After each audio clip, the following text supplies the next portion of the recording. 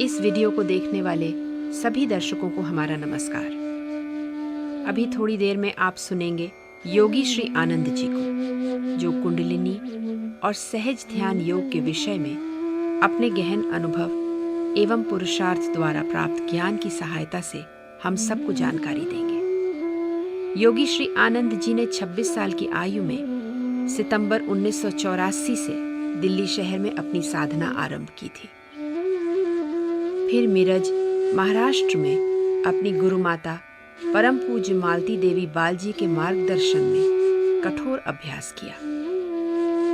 1993 में वो उत्तर भारत आ गए और 1 वर्ष तक शिवालिक पहाड़ियों में कठोर साधना की। इसके उपरांत अपने पैतृक गांव लौटकर उन्होंने गांव के बाहर एक छोटी सी कुटिया में और कठोर योग का अभ्यास किया। इस कठोर अभ्यास के द्वारा प्राप्त ज्ञान की सहायता से आपने कई युवाओं का मार्गदर्शन किया है। योगी श्री आनंद जी ने अपने अनुभवों और आध्यात्मिक शोध के आधार पर 3 पुस्तकें लिखी हैं, जिनके नाम हैं सहज ध्यान योग, योग कैसे करें और तत्व ज्ञान। ये पुस्तकें हमारे देश के कई विश्वविद्यालयों और IIT के पुस्तकालय में सबके लिए सरलता से उपलब्ध है। योगी श्री आनंद जी ने दिल्ली और महाराष्ट्र के क्षेत्र में कई व्यक्तियों को आध्यात्म की राह से जोड़ा है और आज इस वीडियो के माध्यम से आप सहज ध्यान योग, कुंडलिनी और साधना के विषय से जुड़ी अनेक जानकारियां हमें देंगे, जो हमारे जीवन और समाज के कल्याण हेतु आवश्यक है। तो आइए सुनते हैं योगी श्री आनंद जी को। अब मैं आगे बढ़ता हूँ।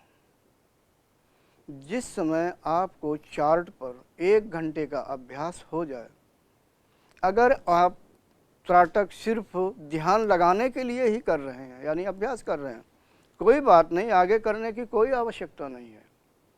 अगर आप त्राटक में कुछ और आगे महारत हासिल करना चाहते हैं, पारंगत होना चाहते हैं, तो 1 घंटे के बाद आप मोमबत्ती पर यानी लौ पर त्राटक करिए। फिर वही शुरुआत।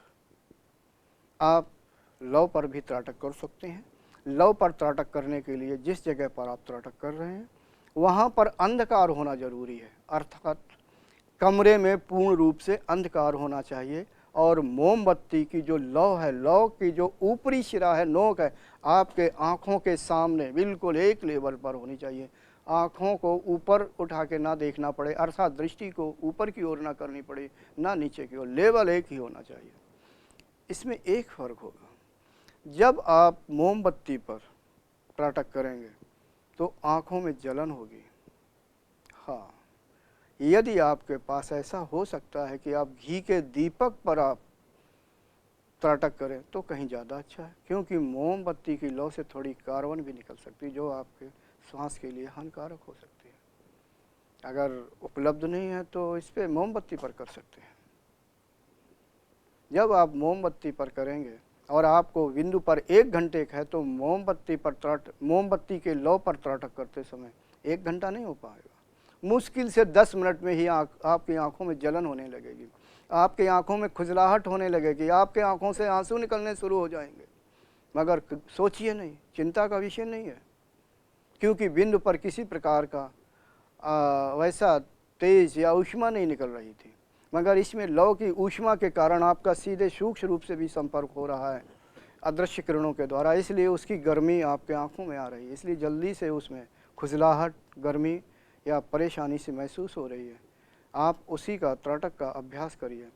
हाँ, हवा के झोंका वगैरह उसमें ना लगे, नहीं तो मोमबत्ती की जो लौ है वो हिलती नज़र आएगी। स्थिर होना ज़रूरी है।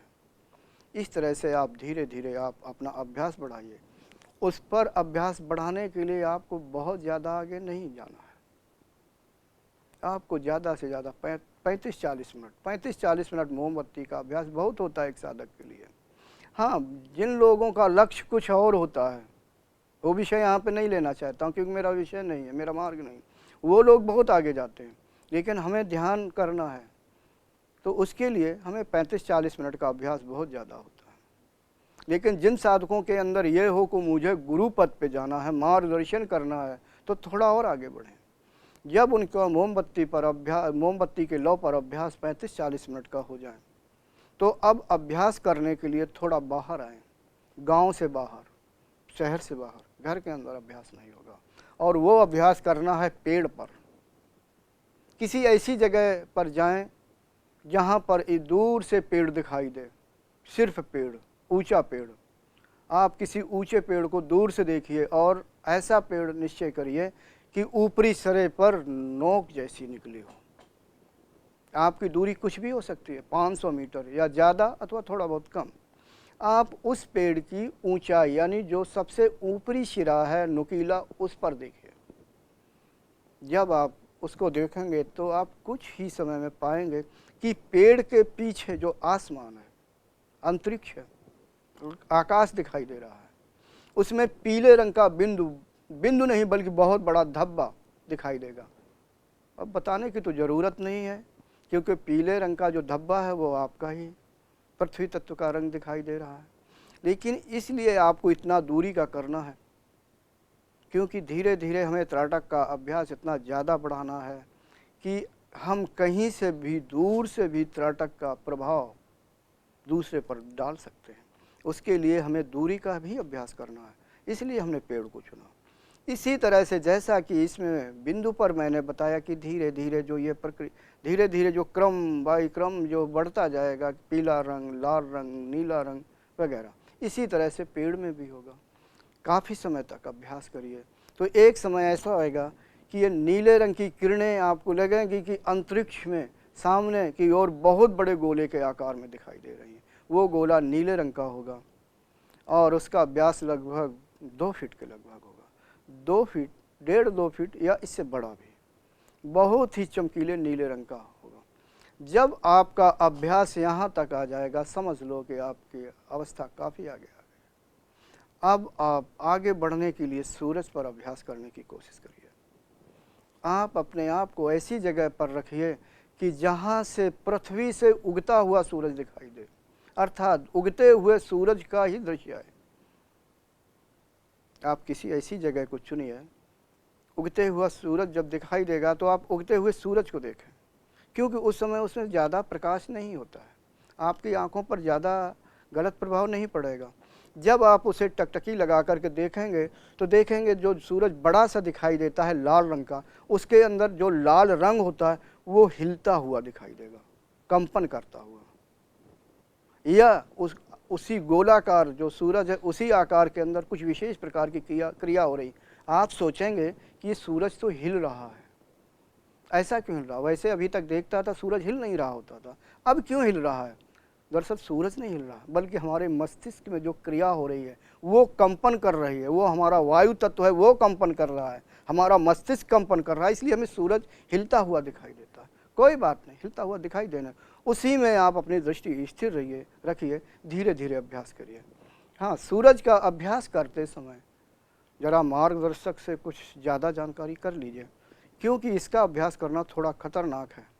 खतरनाक ये है कि जैसे जैसे सूरज ऊपर की ओर चढ़ेगा उससे प्रकाश निकलेगा, प्रकाश किरण आपके आँखों पर पड़ेगी। प्रकाश किरण आप यानी प्रकाश, सूरज का प्रकाश आपकी आँखें कितना सहन कर सकती हैं, ये महत्वपूर्ण है। इसमें हठ मत करिए, नहीं तो आँखों की रोशनी में भी गड़बड़ी आ सकती है। इसलिए अनुभवी के मार्गदर्शन में ही अभ्यास करिए। मगर मैं थोड़ा बता दूं कि जब आँखों में जलन होने लगे, बिल्कुल आँख बंद कर लीजिए, इसमें हट ज़्यादा ना करें। आँख बंद कर लें, फिर खोल लें, फिर अभ्यास करिए, फिर आँखों में जलन होगी। ज़्यादा से ज़्यादा आधे घंटे का अभ्यास करिए। आधे घंटे के अभ्यास में अगर आपको 5-7 बार आँख बंद करनी पड़ रही है तो कोई बुरा नहीं, यानी आप अच्छे अभ्यासी हैं। धीरे धीरे अभ्यास बढ़ाइए, आपके आँखों की ज्योत निश्चय ही तेज होने लगेगी। जब सूर्यास्त हो, अगर आप सुबह आधे घंटे का अभ्यास कर रहे हैं तो सूर्यास्त के समय मात्र जब 15 मिनट सूर्यास्त के लिए रह जाए तब अभ्यास करिए।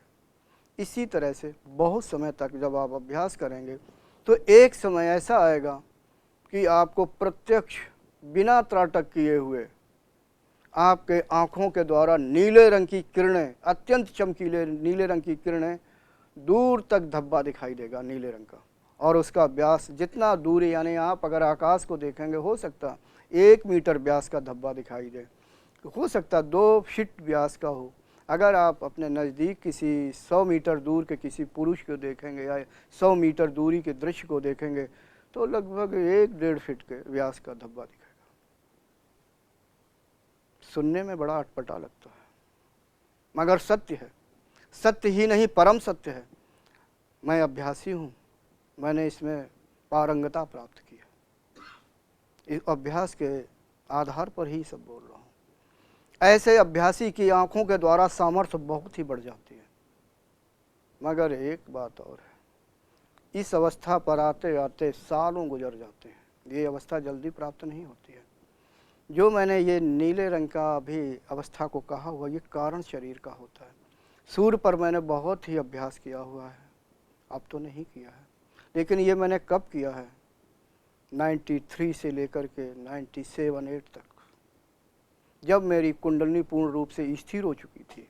मैं ना जाने कितने लोगों का मार्गदर्शन करता था और मेरा ध्येय ये था, मैंने ऐसा क्यों किया, सिर्फ मेरी ये सोच थी। मैंने कई मार्गदर्शकों को देखा है कि वो, उनके अगर साधक सामने ढेर सारे बैठे हुए हैं, दूर तक बैठे हुए ध्यान कर रहे हैं, उनको अगर किसी प्रकार की उल्टी सीधी क्रियाएं हो रही हैं, भिन्न भिन्न तरह की क्रियाएं हो रही हैं, तो वो उनके गुरु जी या मार्गदर्शक वहाँ से उठकर साधकों के बीच में जाकर के शक्तिपात करते हैं, शक्तिपात करके उनकी क्रियाएं रोकते हैं, या उन्हें जो भी मार्गदर्शन जिस तरह का करना होता है वो करते हैं। मगर जो मार्गदर्शक इस तरह का पारंगत होगा, उसे उठने की कोई ज़रूरत नहीं है। अपनी ही जगह से बैठे बैठे उस अपने शिष्य को जिस तरह की भी क्रिया कराना होगा, या जिस अवस्था में पहुंचाना होगा, या जिस तरह का मार्गदर्शन करना होगा, दृष्टि मात्र से ही मार्गदर्शन हो जाएगा। क्योंकि आपके अंदर का संकल्प आँखों के से तेजस रूप में वैसे भी निकल के उस साधक के मस्तिष्क में प्रवेश कर जाएगा। हमारा कहना यही है कि त्राटक के द्वारा जब हम इस अवस्था तक आ जाएंगे तो हम ऐसा समझ लो कि हमारा त्राटक एक तरह का सिद्ध हो गया। मगर ये अवस्था मेरी अपनी है। मेरी अवस्था यहाँ तक आते आते 4-5 साल लग गए।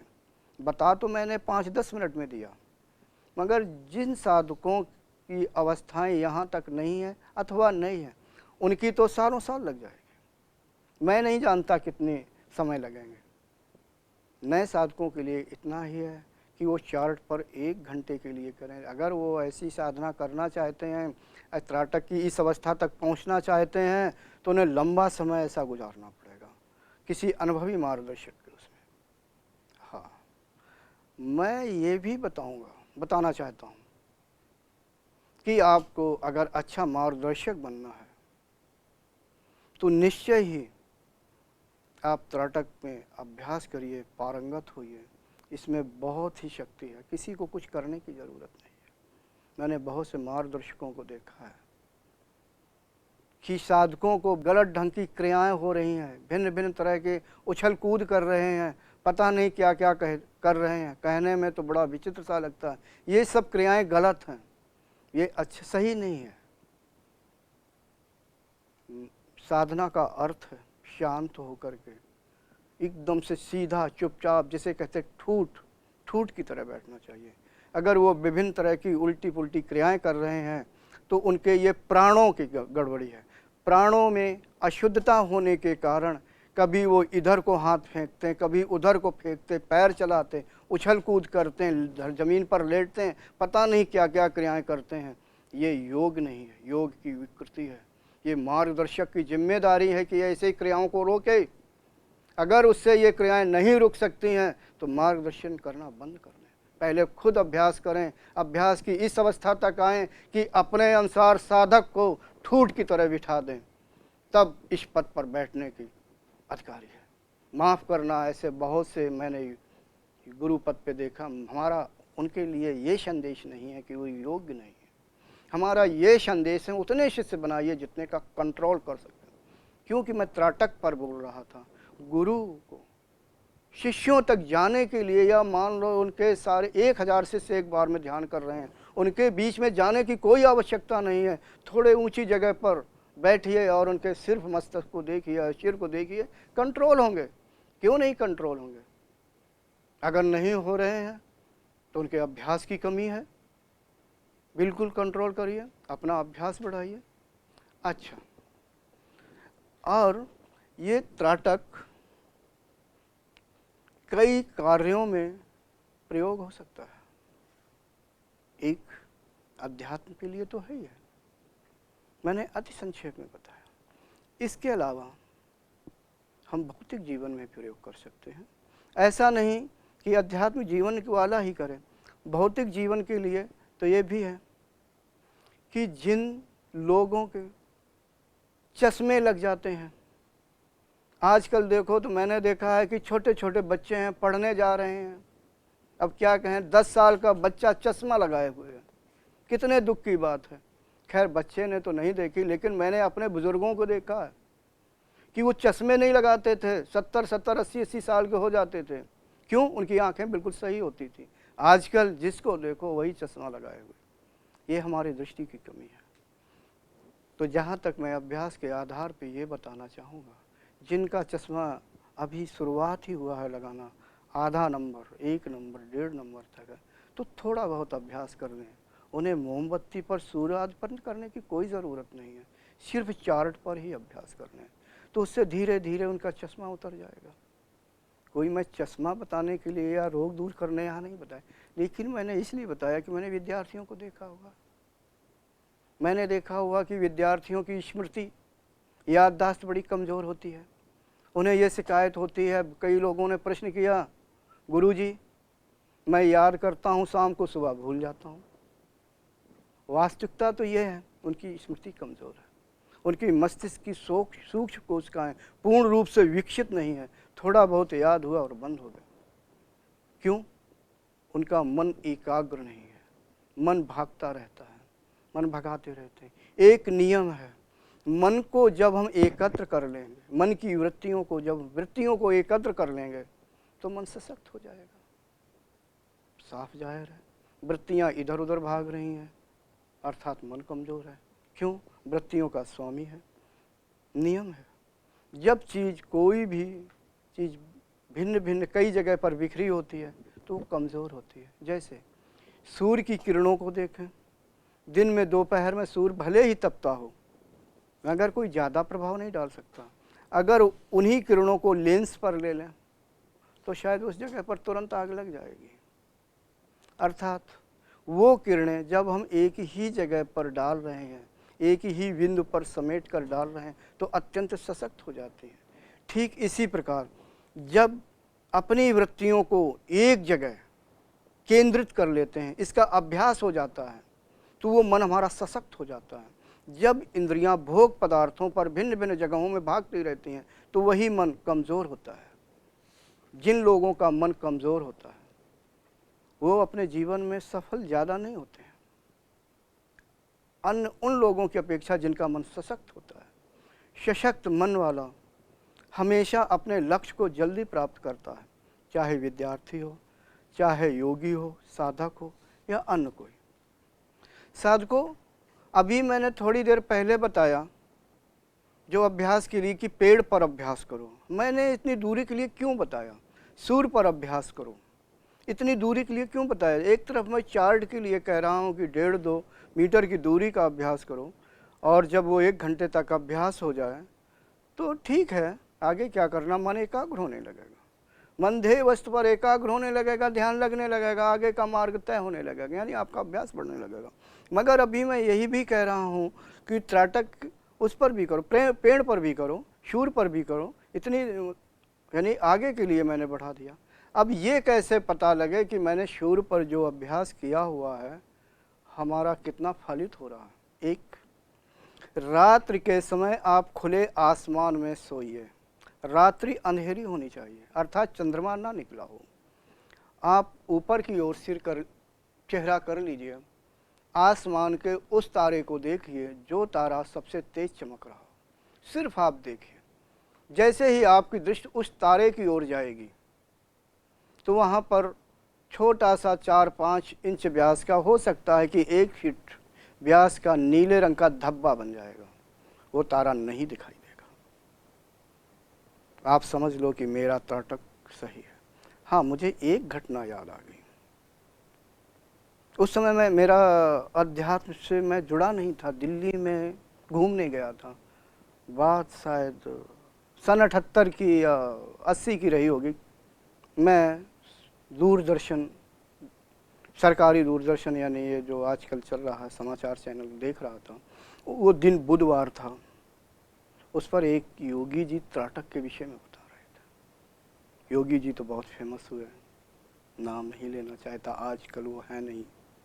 उन्होंने एक बात बताई थी, मैं उस समय तो नवयुवक था, कि त्राटक करने वाला दिन में भी तारों को देख सकता है। मैं यहाँ पर उनकी बुराई नहीं कर रहा हूँ, सिर्फ बताना चाहता हूँ। मगर जब त्राटक ज़्यादा बढ़ जाता है, जो मैंने अपने अभ्यास के द्वारा जाना, अभी जाना कि दिखाई देना ही बंद हो जाता है, क्योंकि उस समय से कारण शरीर से ही क्रिया होने लगती है।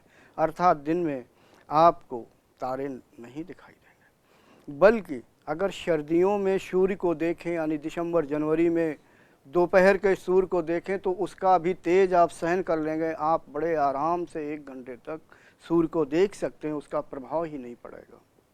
मैं सिर्फ इतना ही बताना चाहता हूँ। दूसरे, जब आपका अभ्यास इतना बढ़ जाएगा, तो आप जब भी कोई चीज़ देखेंगे तो आपको हर एक चीज़ में वही नीले रंग का धब्बा ही नज़र आएगा।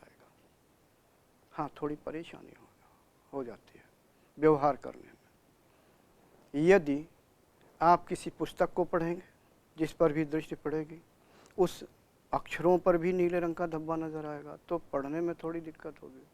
मगर इसी जगह जब आप साधकों का मार्गदर्शन करेंगे, तो आप निश्चय ही बहुत ही अच्छे मार्गदर्शक के रूप में आ जाएंगे। हाँ, मुझे एक याद आ गई। अपने एक महान संत हो गए हैं विवेकानंद जी। जब वो अमेरिका गए, तो उन्होंने अपने सामने उपस्थित ना जाने कितनी भीड़ को अपनी ओर आकर्षित कर लिया, जबकि वो पहली बार गए थे। सारी भीड़ उनकी ओर आकर्षित हो गई। मैं उनके विषय में यहाँ कुछ ज़्यादा नहीं बोलूँगा, सिर्फ हमारा कहने का मतलब, विवेकानंद जी का त्राटक बहुत ही ज़बरदस्त था। अर्थात वो जिसकी ओर अपनी दृष्टि करते थे, दूर दूर तक करते थे, तो वो उसी का हो जाता था। आप सोचेंगे इतनी भीड़ में त्राटक का क्या अर्थ होता है? कुछ नहीं, मैं बताता हूँ। यदि आपको त्राटक का ये देखना है कि मैं कैसा हूँ, इससे क्या होता है, अब जो मार्गदर्शन करता है उसे तो मालूम है, और मैं अलग से भी बता दूंगा अभी आगे। लेकिन आप क्या करिए, आपसे कोई 10 मीटर आगे कोई चल रहा हो, आप उसके सिर के पिछले भाग को देखिए, इस भाग को।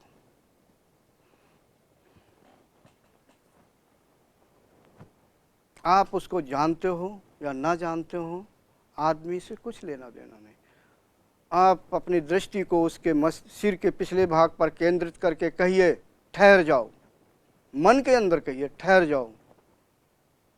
आप भी उसके पीछे चलते रहिए दूरी बना के।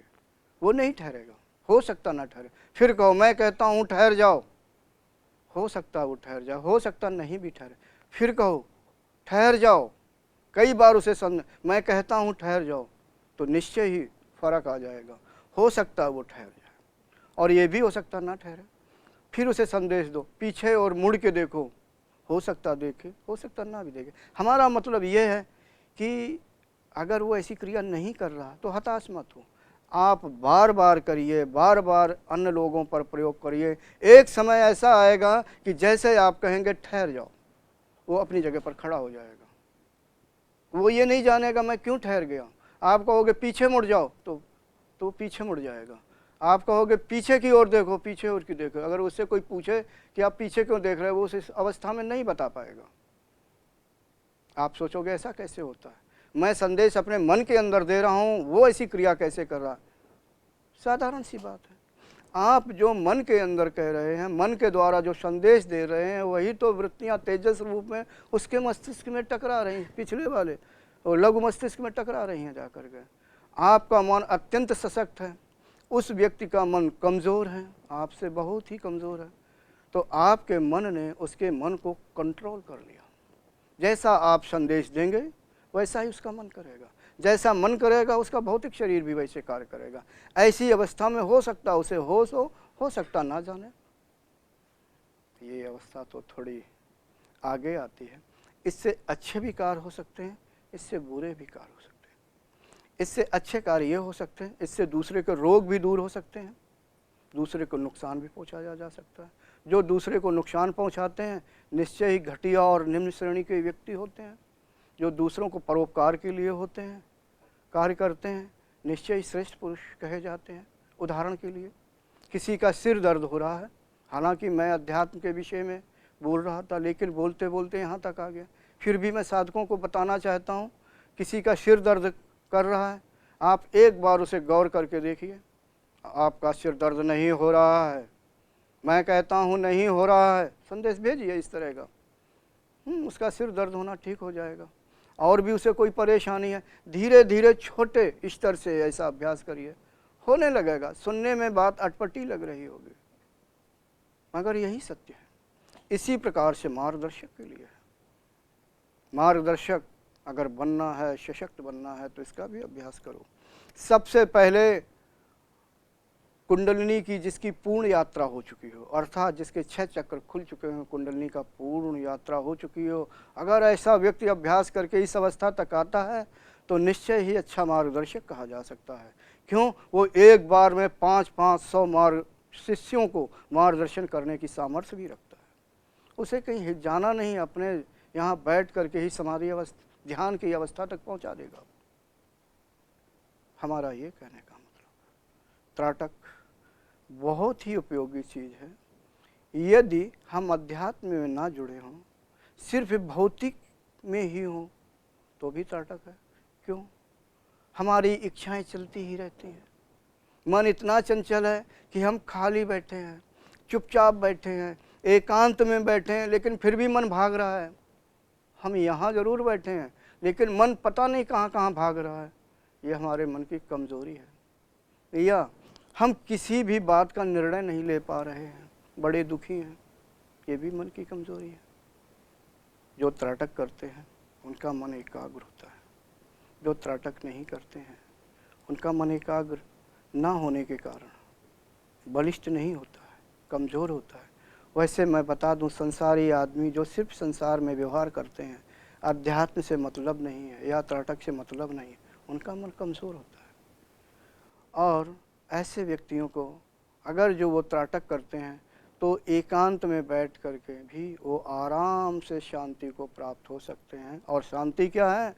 मन की अगर चंचलता कम हो जाए, रजोगुण कम हो जाए, रजोगुण के कारण यानी वृत्तियां भागती रहती हैं, वृत्तियां ठहर जाएं तो अपने आप सुख की अनुभूति करने लगेगा। क्यों? यदि हम इस समय यहाँ बैठे हैं, कुछ भी नहीं सोच रहे हैं, अगर कुछ सोच ही नहीं रहे हैं तो सुख ही सुख है। अगर हम यहाँ बैठे हैं, सोच रहे हैं 100 किलोमीटर दूर की, हमें ये करना है, हमें वो करना है, बैठे हैं घर में, कल हमें ऑफिस में ये करना है, अमुक शहर में जाना है, अमुक कार्य करना है, बिना मतलब के परेशान हो रहे हैं, यानी ढेरों परेशानियाँ होती हैं। ये अगर इन परेशानियों से छुटकारा पाना है तो बहुत ही सस्ता, बहुत ही आरामदेह, ज़्यादा कुछ समय नहीं, कुछ ही समय तक अभ्यास करने में, सस्ता का मतलब ज़्यादा कुछ नहीं करना है, जब समय मिले तभी ध्यान कर सकते हैं। इसके लिए हमें ये भी नहीं देखना है कि सुबह है कि शाम है, रात है कि दोपहर है, बिल्कुल कर सकते हैं। हमारा शरीर इस तरह से स्वस्थ हो सकता है, यानी ख़ास तौर से आँखें, हमें कभी भी चश्मे की ज़रूरत नहीं होगी। हमारा मन इतना सशक्त हो सकता है, इतना बलिष्ठ हो सकता है कि हम अपनी बात दूसरों को मनवा सकते हैं।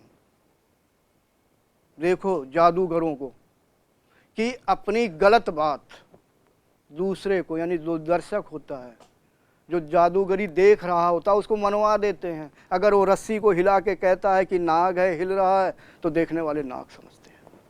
सारा कुछ त्राटक का चमत्कार, जबकि वो रस्सी है, अर्थात दूसरे को, मस्तिष्क को कमांड किए होते हैं, इतना सशक्त हो जाता है। हाँ, अगर किसी ने सिर्फ त्राटक ही किया है, उसने अध्यात्म यानी ध्यान वगैरह नहीं किया है, तो ऐसे व्यक्ति को कहूँगा अगर उसका त्राटक बहुत ज़्यादा हो चुका है और इस अवस्था तक आ चुका है, कभी भी कुंडलनी उठाने का प्रयास ना करें। क्योंकि कुछ लोग ये भी सोच सकते हैं कि अगर मैं कुंडलनी क्या मैं उठा सकता हूँ, हो सकता है कि कुंडलनी जागृत हो जाए, थोड़ी बहुत ऊर्ज भी हो जाए, लेकिन मैं राय देता हूँ ऐसे व्यक्ति इसलिए ना उठाएं। कुंडलनी एक ऐसी शक्ति है कि वो आगे के लिए ऊर्ज करेगी, अथवा हो सकता है कि वो सुपात्र ना हो जिसकी कुंडलनी आपने उठाई हो, इसलिए ना उठाएं। वैसे ज़्यादातर यही है कि त्राटक का ये मतलब नहीं कि वो कुंडलनी उठा देगा, हो सकता है कि उठ भी जाए, लेकिन ज़्यादा नहीं।